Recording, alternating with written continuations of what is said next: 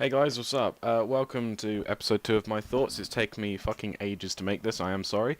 But I'm going to talk about Shellshock 2 Blood Trails. Now, before I start this, at the beginning of each of these videos, I'm just going to remind you, one, it's unscripted, and two, it's not a review, it's far from it, it's just going to be literally just how I felt when I was playing the game, my thoughts about the game and things like that. If you don't enjoy that sort of thing, then that's fair enough, but they're not going to be professional reviews by any means, they're just going to be like how I felt and everything. Just, it's all personal opinions basically, so it kind of is like a review, I guess, but anyway. Basically, let's start with the story. The story is very simple. Effectively, it's like a doctor who created loads of infected people in war and shit like that. It's different, but been done before, if you know what I mean. Someone's created like an infection of some description, and it's caused a lot of havoc. It's just this time it's set in the Vietnam War.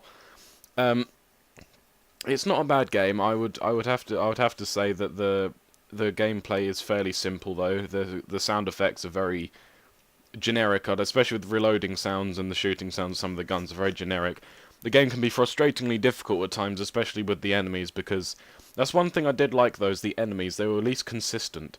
They weren't like one minute they were piss easy and the next minute they were ridiculously hard. Through the whole game they were quite difficult, when it comes to the infected, that is.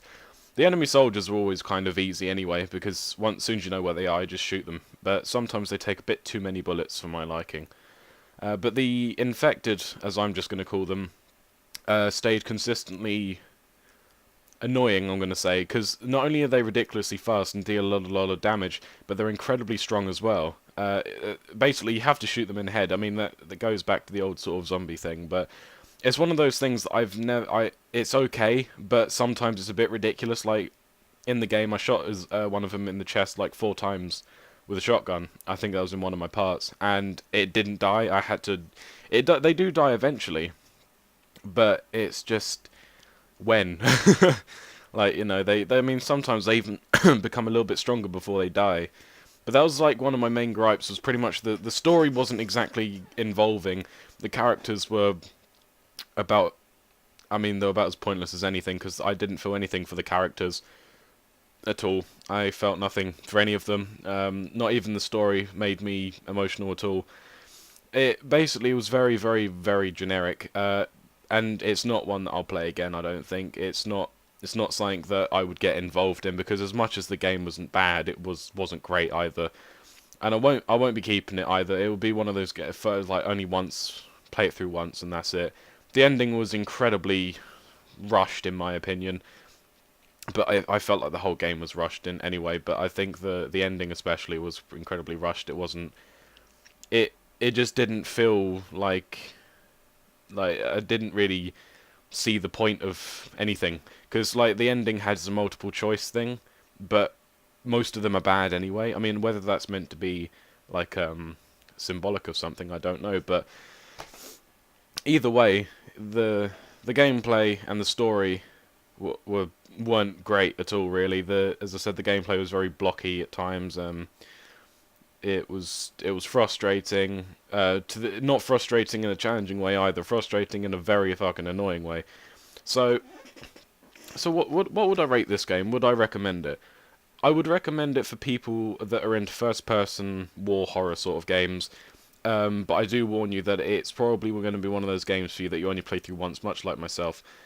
What would I rate it? If you want a rating out of 10, I would only give this a 5. Definitely, because the story, as I said, wasn't great. The gameplay was meh, and it was incredibly frustrating at times. The only thing, as I said, I liked was the consistency of the enemies, the infected. They were consistently strong, and that's what I kind of like. I don't like it to be waves. If it's consistent but it's challenging, then that's fine. I mean, sometimes, spikes are fine in games, but sometimes it's just ridiculous.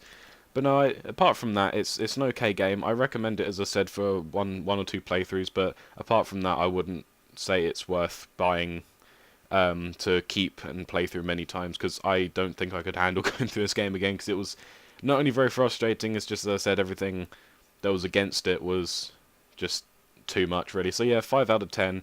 If you guys want to pick it up, that's fine. I won't say don't buy it, because it's always good to try new things. So I was very skeptical about this game, and I'm still, I still feel the same.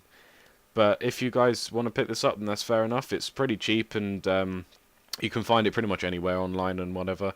But yeah, so that's my thoughts on this game. I hope you guys have enjoyed. If there's anything I could have done better in these videos, please let me know, because obviously I'm always willing to improve and stuff. If there's anything else that you need to comment on or ask me, or like give me a few tips maybe, then that's fine. Just put them in the comment section and I'll read them. So I hope you've enjoyed, and I shall see you later. Bye.